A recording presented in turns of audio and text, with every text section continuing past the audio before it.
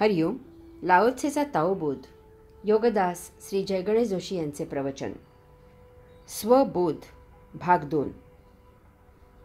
स्वबोध होण्यासाठी आपण दुसऱ्यापेक्षा स्वतःवरच अवलंबून असणे आवश्यक आहे. त्यातही आपण आपल्याच देहादी इंद्रियांचा उपयोग करू शकत नाही. आपल्याला त्यांच्या वापराशिवाय स्वबोध करून घ्यायला हवा, तरच आपल्याला आपली सत्य ओळख होईल. इतर आपल्याला सभ्य म्हणोत किंवा असभ्य म्हणोत, ते दोन्हीही व्यावहारिक आहे. आपण या पलीकडे काहीतरी आहोत. आपली इंद्रिये आपल्याला जे सांगतात ती त्यांची भोगप्रवृत्ती असते, ती आपली ओळख नसते. आपण अमुक कपडे घातले की आपण रुबाबदार झालो असे आपले मन सांगते. इतर कोणीतरी सांगतात हे सत्य नाही, ती त्या कपड्यांची ओळख आहे, आपली नाही. माळ्याला सुरेख रंग वेलबुट्टी असलेला पडदा लावलेला आहे, त्यामुळे माळा छान दिसतो, परंतु त्या पडद्यामागे माळा काय आहे हे फक्त आपल्यालाच माहीत आहे. लाओत्से सांगतो की ज्याला दुसऱ्यांची माहिती आहे तो पढत आहे, परंतु ज्याने स्वतःला ओळखले तो ज्ञानी आहे.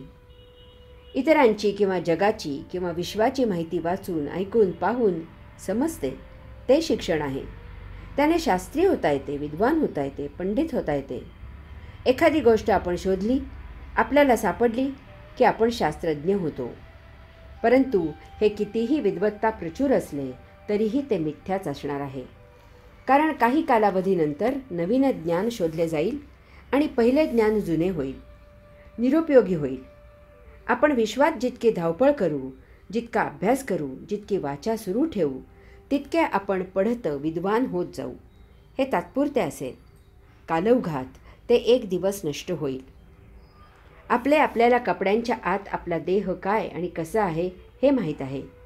यात आणखी प्रगती करायची की देहाच्या आत आपण काय आहोत याचा शोध घ्यायचा. सुख आणि त्यामुळे दुःख बाहेरून मिळते, त्यापासून आनंद कधीही मिळत नाही. परंतु जेव्हा आपल्याला आपला शोध लागतो तेव्हा आपण केवळ आनंदमय होतो. कारण त्यावेळी आपल्याला देह स्तब्ध करावा लागतो, वाचा बंद करावी लागते, आपल्याला मौन व्हावे लागते. त्यावेळी आपण सर्वस्वाच्या अतीत जातो आणि आपले अंतरंग आपल्याला ज्ञात होते. आपण फक्त आपल्या स्वतःपाशी असतो, त्यामुळे आपले सत्य ज्ञान आपल्याला होते. आपण जरा जरी स्वतःपासून दूर गेलो की आपले विचार सुरू होतात, देहादिंद्रिये सक्रिय होतात, आपला वेडेपणा उफाळून येतो, विकार उद्भवतात. आपल्याकडे जे नाही त्यामुळे दुःखाला सुरुवात होते आणि त्या नसलेल्यातील काही मिळाले की आपण सुखी होतो, की पुन्हा काय नाही याचा विचार सुरू होतो आणि दुःखाला सुरुवात होते की पुन्हा त्यातील काही मिळून सुख होते. हे असे अव्याहत सुरू असते. या गोंधळात आपण आपली, इतरांची, जगाची, विश्वाची आणि ताओचीही ओळख करून घेत असतो. त्यामुळे ती भौतिक असते. सत्य त्यापासून दूर असते.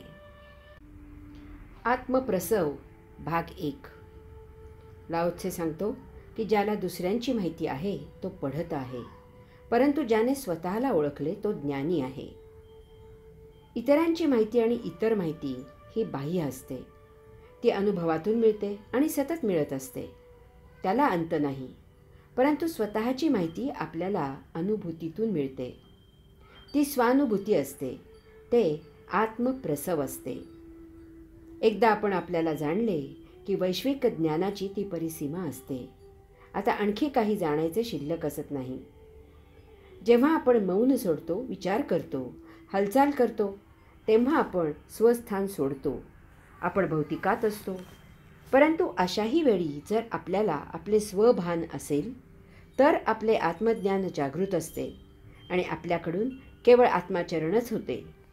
याचा अर्थ आपण आत्मप्रसवात कृती करतो, ती अकर्मदशा असते. अशा वेळी आपण संसारात असूनही संसारात नसतो, परमार्थात असतो.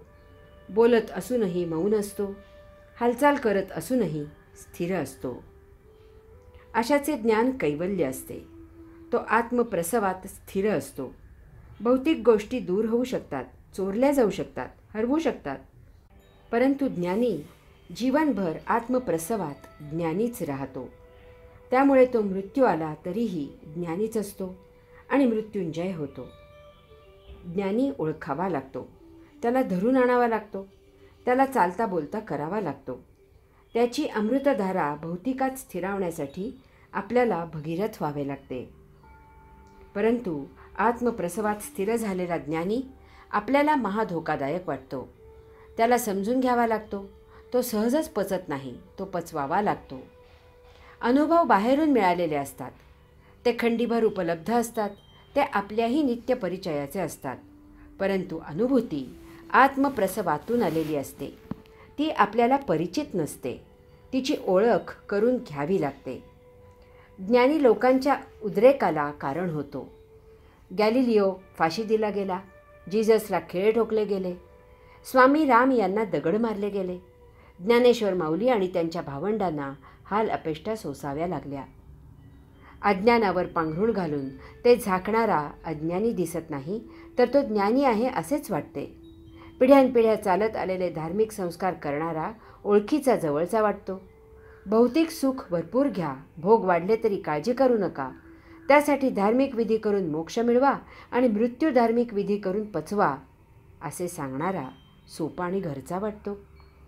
परंतु आत्मज्ञानी व्हा, त्या योगे या भौतिकातून कायम मुक्त व्हा.